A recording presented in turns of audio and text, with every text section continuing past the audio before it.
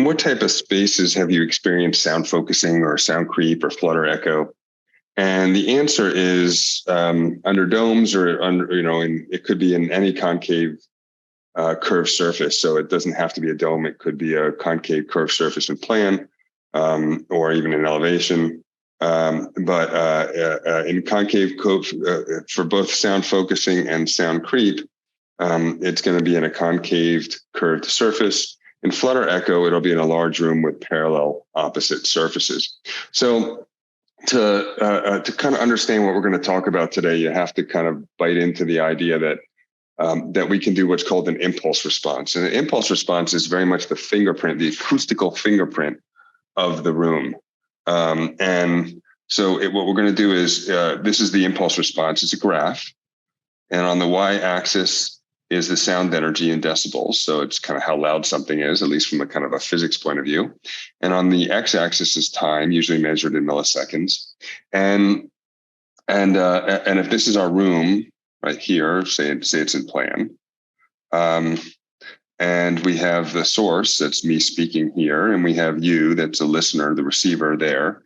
Sound is going to move. I'm going to make a sound. So say I say a syllable or make a clap or something like that, but say it's a syllable in a word. And I'm going to say a syllable and it's going to travel like this at about 1 foot per millisecond. And after, say you're 20 feet away or something, after 20 milliseconds, that's because the time on the x-axis, there's going to be some sound that you hear. So the sound's going to travel. Now, if we were outside, that would be the end of it, pretty much. But because we're inside, that's why inside sounds very different than outside. Because we're inside, there's also going to be a sound that hits there. And if it's a smooth surface, we get what's called a specular reflection. So the angle of incidence is equal to the angle of reflection. And of course, that sound has traveled farther. So because it's traveled farther, is it going to arrive earlier? Is not a trick question. Is it going to arrive earlier, later, or at the same time as the direct sound? Go ahead and put it in the chat.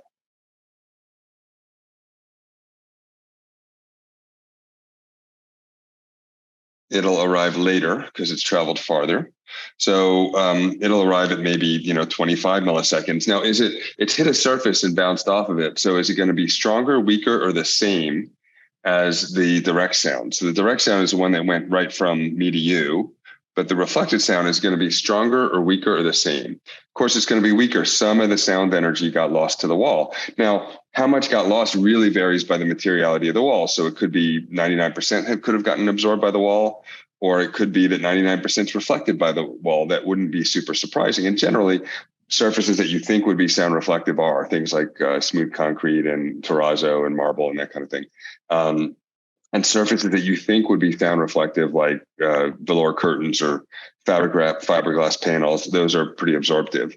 So because it's arrived later and it's weaker, it's going to be something like this. So it's later and weaker. And the same thing's going to happen from the other wall. And so maybe that'll be here. Maybe that's a little bit stronger. Maybe that's somehow more reflective. And it'll happen off the ceiling. We're pretending it's a ceiling here and then there. And so that'll arrive maybe here. Let's say the ceiling is sound absorptive, but it's going to arrive pretty soon. So it'll be sooner, but quieter, less sound energy. And maybe the one's going to bounce off the floor and hit you. Well, the one that bounced off the floor, let's say there's a lot of furniture in the space, so it will scatter. So even if it's sound reflective, it may scatter the sound and not all of it's going to go right at you. So maybe that one also is pretty weak and pretty early. And this is going to continue to happen through all of what are called the first order reflections, ones that have hit one surface and then hit you. And then it's going to happen also, let me change colors here. It's going to happen also with what are called the second order reflections. So that's one wall, the other wall, and you, or the ceiling, the wall, and then you, or the back wall, the side wall, and then you get the idea. And so those on average are going to arrive. Some of them might arrive before a before a first order sound reflection. But on average, most of them are going to arrive after.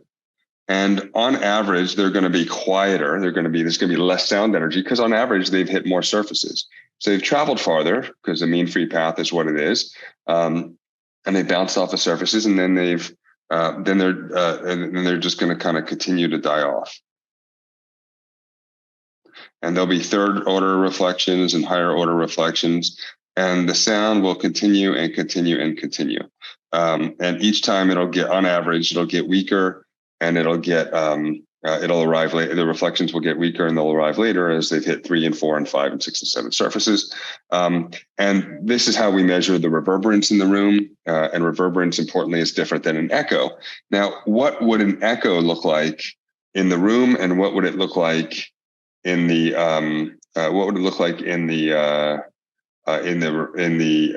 impulse response, the graph? Go ahead and see if you can think about that for a second. Yeah, so on the graph, it would look like this. And in a room, especially if let's assume the room was much longer. What it looks like in the room is it's a sound that's traveled a long distance but hasn't hit many surfaces, and the ones it's hit, maybe it's only hit one surface, and the one that it's hit is sound reflective. So it's traveled a long distance, and so it's coming late. It traveled a long distance, it's coming late, but it's only hit one surface. So maybe it's actually up here with these other first order sound reflections. And so that's an echo. Now, typically, when we're talking about acoustic defects, in most cases, at first approximation, we're typically talking about an echo. And if there is an echo, we're typically talking about an echo off the back wall. Now, to address such an echo, we can add sound absorbing material to the back wall, and that will absorb most of the sound, and maybe only 5 or 10% will come back. So that'll help a lot.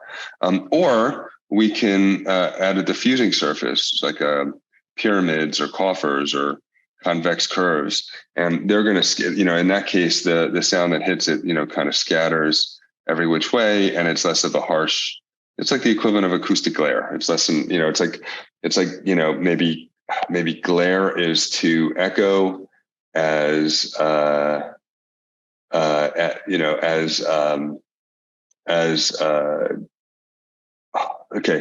glare is to sandblasted glass, as or frosted glass, as echo is to diffuse surfaces. So it kind of softens the blow. But either way, we in that case we would erase this, and it would kind of come down in line with the rest of it. And so that's what an echo is. All right. Now I'm going to stop sharing here. I'm going to share from my other computer. And so hopefully you can see this. If you can't, please call me Tyler. So this is, let's look. This is what we're talking about. This is from my book, Architectural Acoustics Illustrated. And so in a free field, we have the direct sound. If we have a reflective surface, just like the ground, we have maybe one reflection, and you see that here in the impulse response. And as we do progressive enclosure, as we put more and more surfaces on, you get more and more reflections, and then eventually we have full enclosure, and then it looks something a lot more like oh shoot.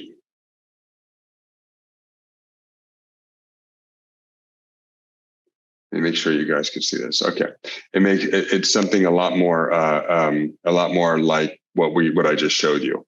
And so in this case, this is what a free field. This is what a sound convolved, like it's kind of complicated, but it's a sound convolved in a free field. What sounds like? It sounds like this. It was there before. In language, infinitely many words can be written with a small set of letters. And then if we have one surface. In language, infinitely many words can be written with a small set of letters. And then we're going to enclose it all in a reflective material. In language, infinitely many words can be written with a small set of letters. And then we're going to swap out that reflective material for a sound absorbent material. In language, infinitely many words can be written with a small set of letters. And so because the reflections start dying much quicker, we can hear it. Now, that may make you, and if we have a bigger surface still, then it's even going to be a bigger volume rather. It's even going to be more reverberant. So the sound's going to linger even longer. And this might lead you to believe that it's always better to have more absorption. And that's kind of true, but not really always. For unamplified music performance, the kind of thing we'd find in a concert hall, sometimes we actually want the sounds to blend. So there's always this kind of pull and push where we can hear each syllable more clearly if we have more absorption and smaller rooms. But the music, in the case of unamplified music performance, the notes blend into each other a little bit better if we have a little bit more of a linger with the sound. So if we kind of look at that same thing over time,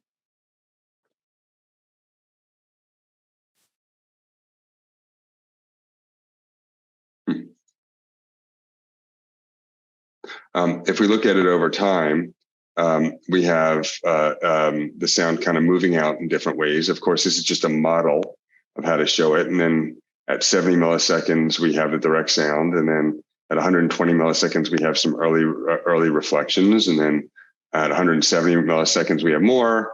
And then we can kind of look at the amount of time it takes for the sound to decay by 60 decibels, an impulsive sound that just stops suddenly. And we can take that, and that becomes a reverberation time. And so in a room, this is a room that I modeled in some acoustic software. And this is what it sounds like right now. In language, infinitely many words can be written with a small set of letters. And this is what it sounds like with some absorbing material in the ceiling.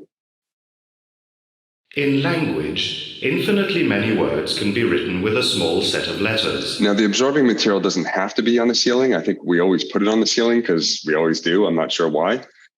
So you need approximately, in most cases, you can take care of some excessive reverberance by having absorbing material equal to about the surface area of the floor. But it doesn't have to be on the ceiling. Portions of it can be on the ceiling and portions on the wall, or it can all be on the wall, or it can be on the upper portions of the wall so people don't scrape it off or whatever the case may be. But if we're looking at a concert hall and we were to take kind of the smoothed out version, this line right here, the smoothed out version of that decay that I described in the impulse response, in a concert hall, of course, the scale is different, but the amount of decay it takes for it to decay, amount of time it takes for it to decay by about 60 decibels in this particular concert hall that I modeled in a different software that I wrote the MATLAB script for. Well, I had some help.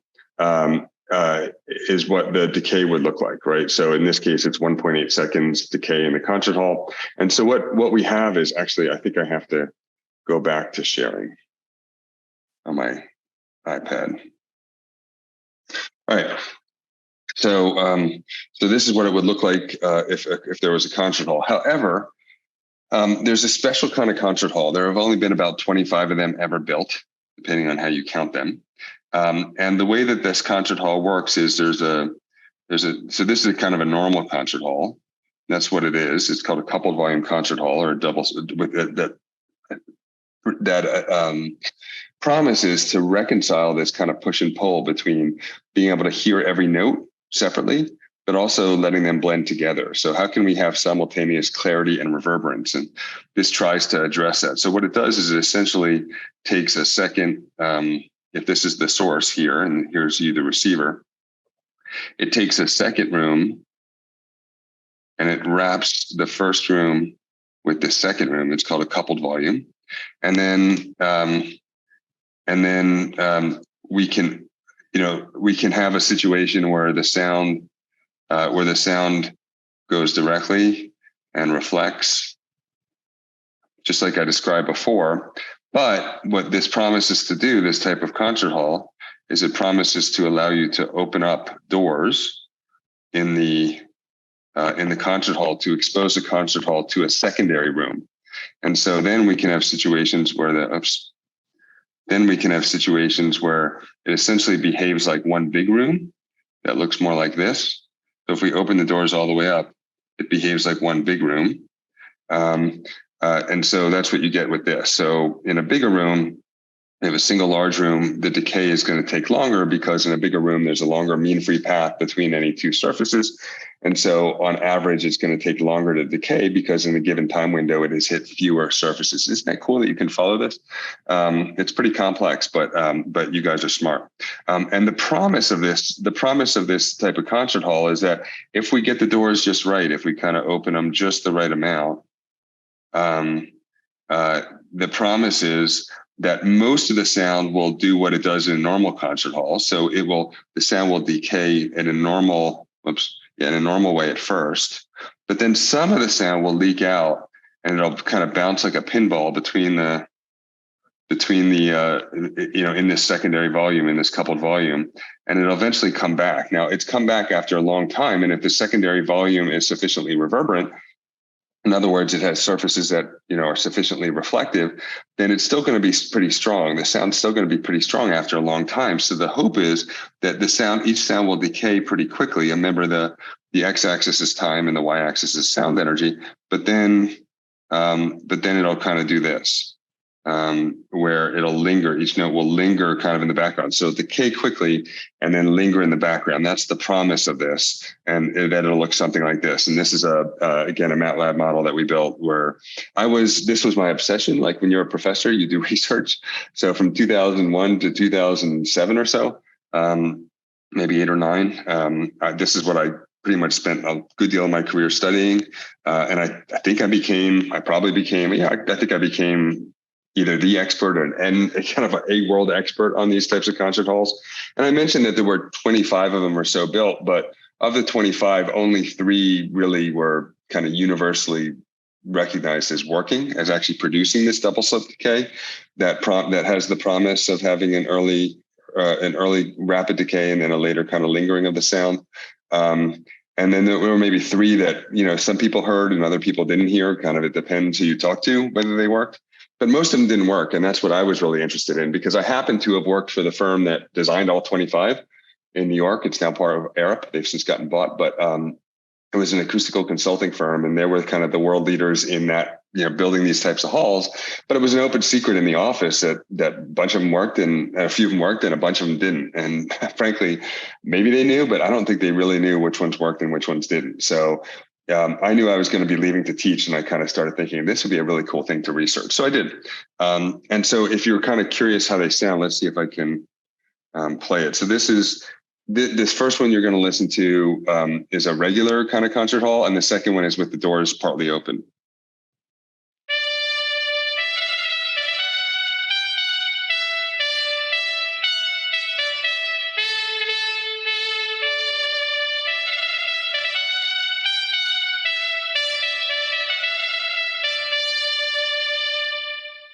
And then with the doors partly open.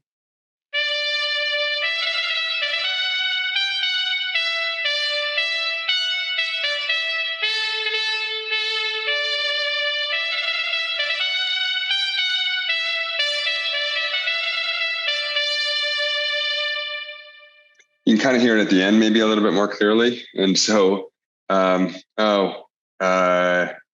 you can't hear that, huh? All right, I'm going to share back to my regular computer. Hold on. We could hear Michael. You could. You could hear. Okay, good. Okay. Could anyone else hear? Oh, yeah. It sounds like everyone else heard it on the chat. Okay, we're going to move on then. And so this is a hall in Lahti, Finland. And so here's a transverse section. So here's the kind of main portion of the hall, and here's the coupled volume, and here it is in plan. So here's the coupled volume in red, and the main section of the hall. This is the Lucerne Concert Hall by Jean Nouvel. It's actually one of the ones that works. The other one that I showed you doesn't work really. And here you see the doors that are open that are going to lead to the secondary volume. Here's a zoom in of the doors. It's actually a really nice building architecture. It's one of the few that's kind of admired. One of the few concert halls built in the last 100 years that's admired both architecturally and acoustically. But anyhow, these are the doors that are open to this like wonderful red color. This is not admired architecturally, I think. Hopefully none of you guys worked on this. This is a Birmingham, England concert hall. And these doors right here, you see them there and there and there. it's like they used every color imaginable. It's so interesting how we see things with just way too many materials and colors, and we're like, well, I wouldn't do that. And then we design buildings and we don't really think about the discipline it takes to make sure that, our railings and our furniture and everything are kind of working with the other colors. But in that particular concert hall, here's the coupled volume, and then the main room is of course in the rest of this. So it's kind of behind the sending end here. And I went over there to England in 2002, and I took some acoustic measurements. I'm not going to get into this. I could talk about this, literally I could, just to kind of really get you guys into it, I could talk about it for probably a month straight of 40 minutes of competence. I'm not going to do that because this is really beyond what you would need to know for the ARE, but it's a good way to remember a lot of these acoustic concepts. So the reason, of course, I think you guys know this, but the reason I always try to always start with the narrative is because it makes it much stickier. It's way easier to remember that someone is a baker than to remember someone's last name is Baker. And so if I can give you a narrative in your head about, oh yeah, that's the reverberation time, or that's the impulse response. So I know what an echo is because I can kind of picture it, or I understand how sound moves around the room and how the relative absorption of different materials would impact the sound in a room. So anyhow, then I built everything I was showing you before was like a statistical model, but then I built a geometric model. So it's essentially like a BIM model, but for acoustics. And then I had these doors, and I put some scripting in there where I allowed the doors to open and close depending on things. So here's the source, and it was kind of based loosely on that Lucerne hall that you saw. And so then I could change the doors, and I could change the materiality in the secondary room, and I could take measurements in different locations and up here, and I could start to understand what the impact of the architectural decisions are on the acoustics. Because this was like really, really cool to me. I was like, oh, we can change the acoustics. Now you'll find out that, I became really disillusioned with this particular type of concert hall, but more on that in a little bit. So if I were to summarize kind of everything I found, it would be in this. And it's hard to read this if you haven't had all the background, but this is what you need to know. On the bottom, on the x-axis is is how open the doors are. So like how open do the doors need to be? And on the y-axis is how reverberant is a secondary room. In other words, how reverberant is that room that wraps the other room? Is it made of smooth concrete, or is it made of wood? Or is it made of concrete block, or is it made of gypsum board? And then the darker it is, the more double sloped it is. So in other words, the more dramatic the double slope is, the darker it is. So you see that to have a really kind of dramatic double slope, the one like I just played for you, we have to have an exceedingly reverberant secondary volume. So the secondary volume has to be like, if you drop a sweater in that room and like the whole thing doesn't work anymore. And so actually, and then when I went back and looked at the three that worked, like in Dallas and Lucerne, Dallas is by AMP, Lucerne, and there was one other. I think Singapore also works. But anyhow, when you kind of look at the ones that worked, they were all smooth concrete coupled volumes. And the ones like Philadelphia or Lahti, Finland, that really didn't work were all like, gypsum board or concrete block or wood. Now, the thing is, wood, gypsum board, concrete block, and concrete, they're really all generally in acoustics world considered to be really sound reflective. I mean, the difference is not that they're both reflecting, they're all reflecting, between 85 and 99% of the sound in mid frequencies. But it turns out that's a big difference when you're bouncing around that secondary room. Here's the main room and here's the secondary room. And when you're bouncing around the secondary room a lot and a lot of time has to go by, it turns out there's a really big difference between a concert hall and a concert hall with concrete coupled volume and a concert hall with a wood or concrete block or something like that. So that's what I found out. I think I kind of cracked the code, and actually that's why I stopped researching it. I was like, oh, this is why they don't work. So I became a little disillusioned because it has to be just perfect. The doors have to be barely open, like really tiny open, and the secondary room has to be really sound reflective. And then I brought in headphones and I took it on the road, and I went to acoustic conferences, and I would play these kind of recordings with these different configurations of concert hall secondary volumes and doors open at a different level and that kind of thing. And I would ask people, these were experts, and I would ask them, can you hear? Well, I'd ask them really three questions. The first question is, can you hear? I'd play these pairs of recordings like you just heard. And I'd say, can you hear a difference in them? And they would say yes or no. And of course, they always said yes, even though sometimes I played the same recording twice. Although some people recognized when I played the same recording twice. And then, because I wanted to see if they were suffering from what's called a liberal bias fallacy or something. It's where, you say, when someone says, do you hear a difference? You're like, yes, I hear a difference. So the second question was, if you hear a difference, which one is more double sloped? And they generally couldn't tell unless there was really a difference, like the two that I played, where one was really double sloped, like extremely double sloped, like, very much like this. And the other one was just perfectly flat. They could hear a difference. But where it was like perfectly flat versus a little double slope, they really couldn't hear a difference. So they could hear a difference when it's really extreme. And then when I said, which one do you prefer? There really was no consensus, actually. I think if anything, people tend to prefer the one that didn't have the double slope. So that was super interesting. And it made me even more disillusioned, because these double slope concert, these coupled volume concert halls just require like, maybe $10-15 million extra to build. And then they might not work unless it's smooth concrete. And even then you can only hear it if the operator gets the doors just right. And then even if you can hear it, it's not clear that you prefer it. And then I played it over headphones for people, and I did it like where I cut off the end, so you couldn't hear that tail when the whole thing stops, because obviously for 99.99% of a concert, you're listening to running music. You're not listening to the end of a piece. And I asked people, can you hear it now? And they almost never could.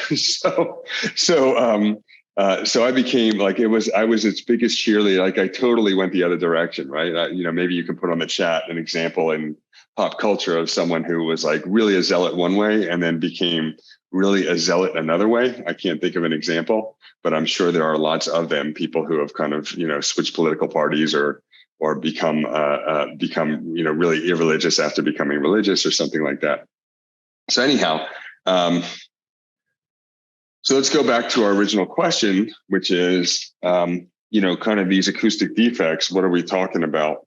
And the acoustic defects we're going to talk about are echo, sound focusing, sound creep, flutter echo, and how to deal with them.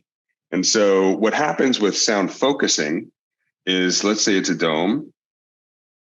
But again, I'm going to do it in section, but it could be in plan. It's the same principle. Sound doesn't really care if it's going up or going sideways. And if I'm here and you're here, when I speak, my sound is going to bounce off that. If it's a sound reflective dome, it's going to kind of go out, and everywhere it goes, it's going to come back to one point all at the same time. So the impulse response is going to be kind of the normal decay, but there's going to be this really big late reflection because it's actually coming out in a wave like that. There's different models, and then it kind of comes back like that, but it's going to do that all at once. So it's going to focus it. And this is the phenomenon you see, like if you ever been to a science museum, and they'll often have like two, like they almost look like saucers, like like a giant version of the things we slid in if we're broke. So, I speak here and you're listening there, and we're, 100 yards apart, and I can whisper and you can hear me. And it's the same principle. It's kind of doing this. It's collecting a lot of the sound that otherwise would have gone somewhere else, and it's bringing it all to the listener at the same time. So that's what sound focusing is. Sound creep is actually a very different phenomenon, but it winds up looking the same way, more or less, on the impulse response, and it winds up happening in the same types of spaces. So with sound creep, again, this could be a dome or it could be in plan, but it usually happens more kind of from edge to edge. And so I'm on the left and you're on the right, and I say something, and some of it, of course, goes straight across, but the reflections are all going to arrive. Actually, that's not really what's happening. Let me undo that. I just did sound focusing again. In creep, it's going to go like this. There's going to be a reflection, and there's going to be all these chords that kind of, if you remember from geometry, that go across the circle. And there's going to be another one that does that and that and that and that. There'll be another one that does that and that and that and that. And so it's going to kind of creep around the perimeter of a concave surface. And it's going to arrive at the listener. All those reflections are going to arrive at the listener at about the same time. Now, a lot of times when you take like a tour of like a state house or something, God bless them, the really earnest tour guide will be like, you know, they'll talk about the dome and the state house, and they'll be like, this is why there's perfect acoustics, you know, but it's not perfect acoustics to be able to hear someone from far away if they happen to be standing in the exact spot and they're whispering and you can hear them from another spot far away. Unless you know everyone's going to be standing right there for the listening and right there for the speaking, that's not perfect acoustics. And even if they were standing, even if you could control where people were standing, it really wouldn't matter, because there's nothing perfect about being able to hear someone whisper unless there's a reason for you to hear them whisper. So I wouldn't say it's perfect acoustics, but people always say that, and I just bite my tongue so hard that it's often bleeding. But again, the impulse response for this would be, again, time is here, the sound energy is here, and it would just be decaying down, down, down, down, down, down. But then all these reflections that I just drew would hit kind of late, and it would be heard as an echo. So sound focusing and sound creep. Now, how do we deal with them? Well, I guess the way we would deal with them is there's different ways to deal with it. We can put sound absorbing material, just like the back wall. We could put sound absorbing material on it, or we can put sound diffusing surfaces, which are just what they sound like. They're just kind of bumpy. So they could be convex domes, or convex curves, or pyramids, or angled walls like this, or they could be coffers. But anyhow, so either with diffusion or absorption, we can take care of sound creep or sound focusing. Now, of course, it probably ruins our dome. It probably ruins our dome completely. I love the chat. I try not to look at the chat because it's really distracting, but when I saw something about Gossip Girl, it sounded really interesting. And someone wrote, I feel like that was a plot point on Gossip Girl, hearing someone in a dome building. So you totally have to send me at michael@amberbook.com if you could find a clip of that. I would love to, especially a link to a clip. I would love to link that in the course. But yes, you could hear someone gossiping. And in fact, because these domes often happen in legislatures around the country, there are stories galore about people from opposing parties, and one person hears the other one from across the room whispering their plot, and then it's their plot for a surprise motion is foiled because there's someone from the opposing party could hear them. I don't know if those stories are apocryphal or if they're true. It seems very sus to me, but maybe. Anyhow, for flutter echo happens. You've heard flutter echo, but you probably weren't aware of it. It happens when you have a room with sound reflective parallel surfaces, which is most rooms. But if it's a big room with sound reflective parallel surfaces, you have the sound that's made from here's you. And the sound goes like this. Well, let's just say you're really close to me because it's easier to draw. So it's just going back and forth, and it's not losing that much energy each time. So why don't you guys on your own for a second, especially if you have a pen, or just imagine it in your head, what would the impulse response look like for a flutter echo, where basically it's going, the sound is moving past you over and over again as it reflects and loses only a little bit of energy each time between parallel surfaces. So I'm going to draw kind of our baseline normal impulse response where sound decays. And in the room you're in, if you want, you can clap right now. And if you're in a decent sized room and you're listening really carefully, you can hear the sound decay. Now, I'm not talking about flutter echo. I'm talking about normal kind of sound decay. So it doesn't, it's definitely audible in a decent sized room. If it's a small room, it might not be audible. But anyhow, as the sound goes back and forth, back and forth, back and forth across the room, we get these kind of flutter echoes here. And what it sounds like when you're in the room is it kind of sounds like one, So if you were to clap, you would hear the clap decay like one and that's called flutter echo. So here's flutter. Here's a wide room that may suffer from flutter echo. It's got stone on the walls, although that may be sufficiently diffuse. I'm not sure. And then here again is from my book. So if we're talking about an echo, the impulse response shows the decay, and then this kind of echo here, and the cause is most often the back wall, though not always. It'll be a double bounce off the back wall. So it's traveled a long distance, but only hit two surfaces. And the solution is to break up the back wall, put diffusion on the back wall, put absorption in the back wall, put a balcony in the back wall, slope the ceiling so we are less likely to have that kind of reflection. And then for flutter echo, it looks like this. The impulse response looks like that, where you see each of these reflections kind of making a one as it goes down. And what's happening in the room is it's going back and forth. And so we can put diffusion on one surface or we can splay the other surface. But generally, flutter echo is not that big a problem. But it does exist. Of course, here's an example of a dome. And so when we're talking about sound focusing or acoustical creep, in sound focusing, we hear the echo right here. In acoustical creep, we see kind of a hump where everything kind of comes at once. And so for sound focusing, we have the source and the receiver, and it's all just being focused in, just like a lens in light, but this is sound. And for creep, we have it kind of creeping along, kind of leapfrogging itself until it comes to the back to the receiver. And the solution is we can either make it absorptive or diffuse or concave. Any one of those things will do it. So so domes. Now, all of those are from my book. It's called Architectural Acoustics Illustrated. Most of you guys probably are aware of it. It's a Wiley book.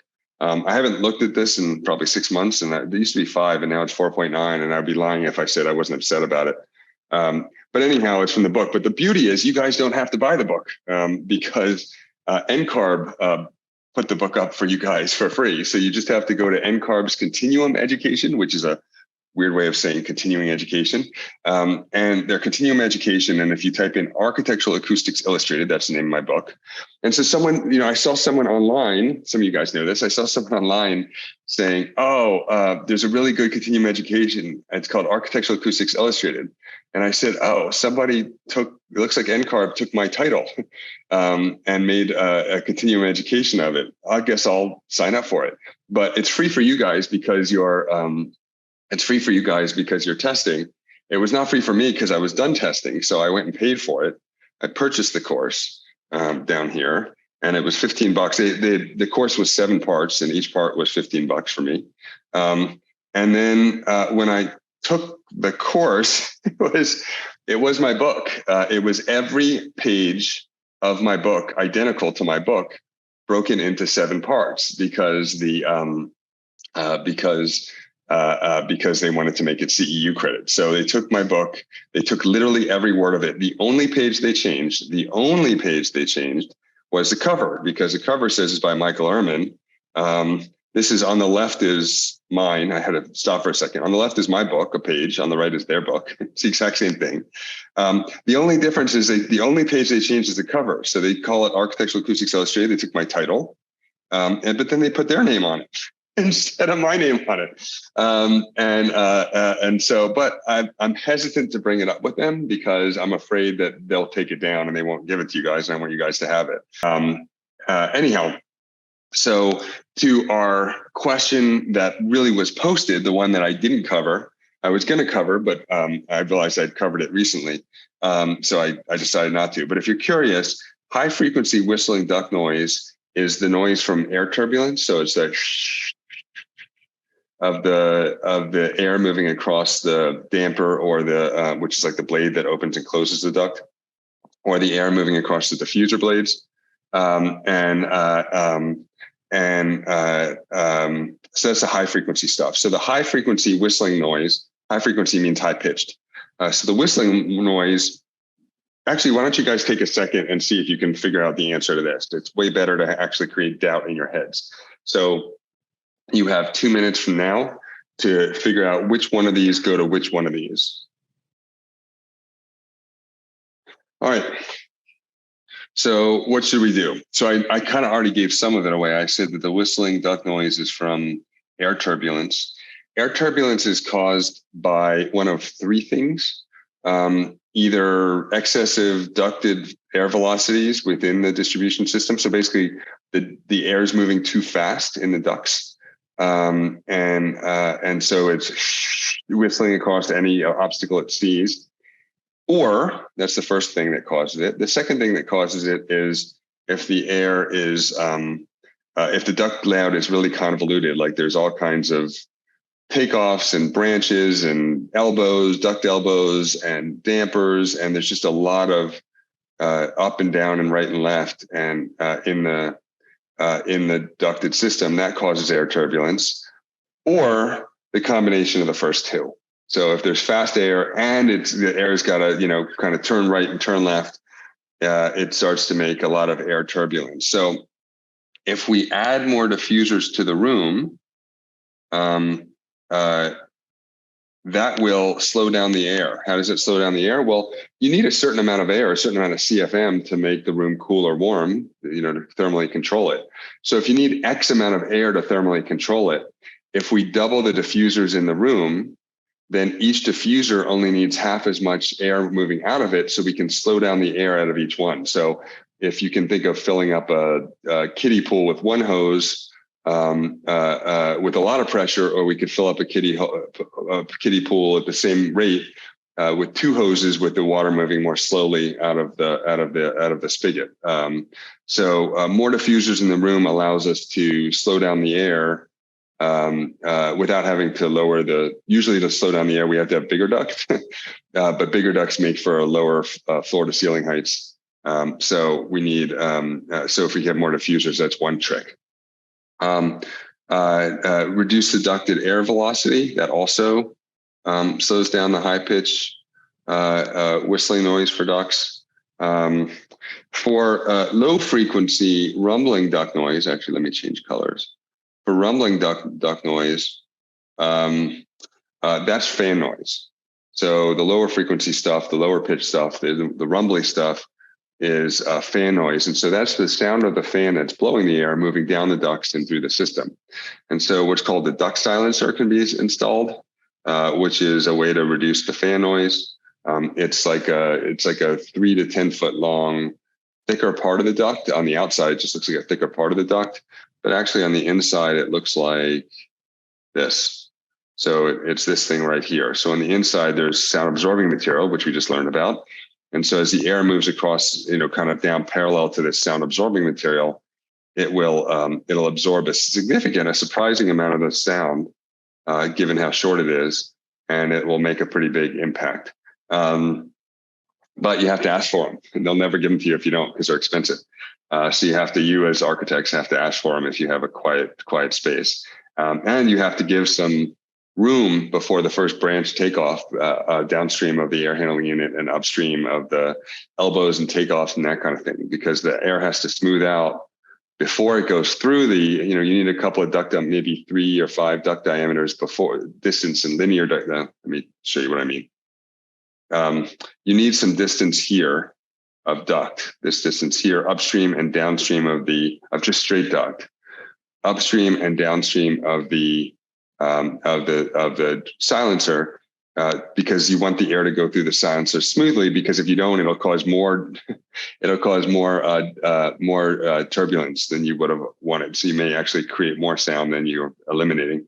And so oftentimes, if we don't ask for it, the mechanical engineer has not given us, if this silencer itself may be 10 feet long, and maybe we need, 5 feet on either side of it, at least. So we need 20 feet straight of duct before our first branch takeoff or our first elbow when we're coming off the air handling unit. And so you need to ask your mechanical engineers to give you that, so you have the option of a silencer if things get kind of loud later on, because otherwise it's really hard to fit a silencer in.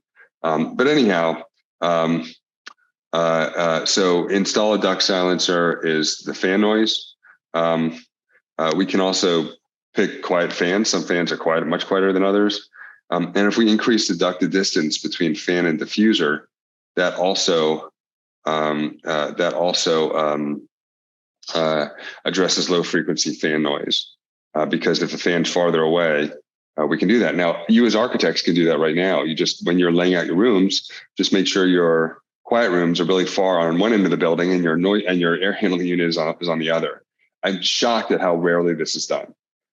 So you have to say you're designing a school. You have to make a you have to have an air handling unit somewhere, and you have to have classrooms which need to be quiet.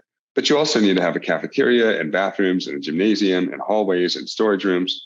And so if you put the air handling unit on one side of the building, and then you put all of those other buffer zones of corridors and storage rooms and cafeterias and gyms, and then you get to the classroom, it's no extra duct. That duct had to go from one end of the building to the other anyway. It just is much farther to the quiet spaces and much closer to the loud spaces, to the air handling unit. And then finally, fibrous insulation, which is pretty bad for air quality probably, but NCARB doesn't seem to know that. And that will also address low frequency rumbling duct noise. And then finally, for vibration noise, this one was kind of a gimme. You can kind of tell just by looking at it. The flexible support connections for the ductwork, kind of mounting the ductwork on springs, essentially, at least for the first 20 to 50 feet off the air handling unit, can reduce the amount of vibration that's imparted from the vibrating equipment, the air handling unit, to the structure of the building, because that's really hard to deal with. Anyhow, all right. It was good to talk to you guys. I have time for 3 questions. Well, hello. Hey, Ellie, how are you? Yeah, good, and you? Thank you for this great lecture. Oh, thank you. I need to ask you about when the IPC code specify tenant separation, for example, 35 STC or 40, or the code of ordinance specify the windows has to be 40 because of the proximity near the airport, for example. Mm-hmm. So what's the time or frequency or the test method they are looking in? That's a great question. It is super complicated. And I will show you some of it right now because I happen to have it up from my book. Or I kind of have it up from my book. Hold on. So it's a STC is it's a weighted single number, and it's hard to come up with a single number that kind of encompasses everything. And so what we do here, and I can share now. Let's see. So again, this is from the book. So well, maybe you can't see it. Can you see it? Oh, yeah, you can. Yeah. So what we have here is what we're going to do is we're going to test it. Okay, there's 2 different ways we test it. There's a lab test, which is just what it sounds like, and there's a field test, which is just what it sounds like. So oftentimes, if there's a requirement for, say, an STC 40 window, it's an STC 40 window lab tested. I'm sorry, field tested, or an STC 35 window lab field tested. Let me say that again. 40 lab tested and 35 field tested. Or in the case of separation between multifamily units, it'll be STC 50 lab tested or STC 45 field tested, because in the field, there are flanking paths because everything's not made just perfectly the way it would be for a lab test. But essentially what we're going to do either in a lab or in the field is we have a barrier of some kind, and we're going to have a noise source, a loudspeaker often, and a microphone in the source room. And we're going to have a microphone in the receiving room. And the distance between the source and the receiver, the amount of noise reduction in decibels at each octave band, so across the frequency spectrum, is going to be recorded. So it's at 125 hertz, which is kind of a low frequency. On this side of the wall, it's at 110. And on this side of the wall, it's at 90. So the difference in noise reduction there is going to be 20.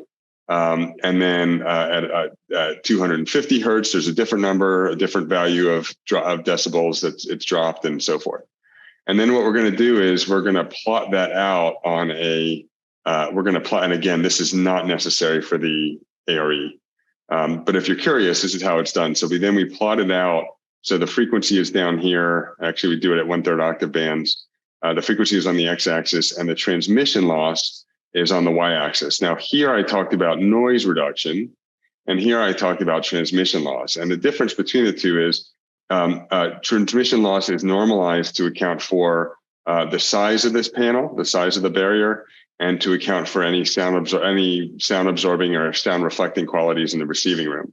Because if the receiving room is like a racquetball court, the noise that comes through will linger for a long time and be picked up by the microphone.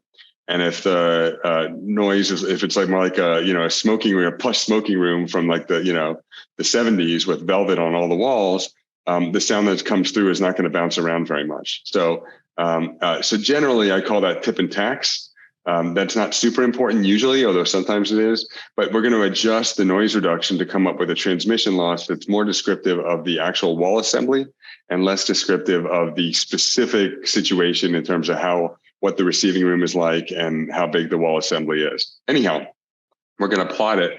And then we're going to take, of course, we do this all digitally now with spreadsheets, but then we're going to take a acetate, like a clear graph that, if you notice, these two graphs are the same, essentially.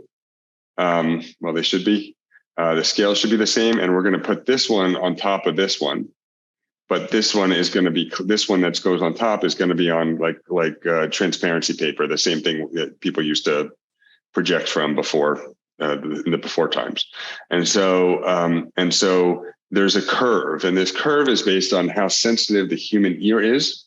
And so it weights the lower frequencies less because our ears are less sensitive. So if the assembly is not very good at keeping out low frequency sound, you're not penalized as much because our ears are not as sensitive to low frequency sound. And and up high, it's much more sensitive to higher frequency sounds, our ears are. And so generally up here is like consonants, like s, and k, and sh. And down here is low frequency vowels, like maybe here. So ooh and ah and e. And down here is like mechanical equipment and thumpy bass music and that kind of thing.